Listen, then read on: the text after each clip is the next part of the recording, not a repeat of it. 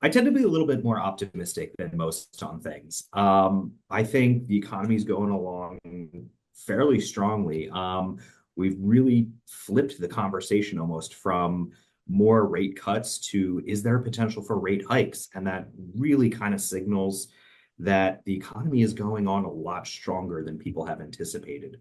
Although measures of consumer confidence are falling and people are worried about different scenarios, they still tend to open their wallets at stores. Retail sales are up, consumer spending is still up, and although it is kind of becoming more concentrated in upper income levels, you'll see that across the board, consumers are still demanding goods.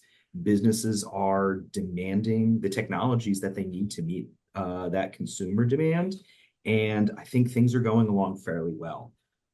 There still are a lot of open questions in the economy about where certain things are headed, where things are going to end up on balance. But I think overall, the economy is on a really good foundation going into the summer.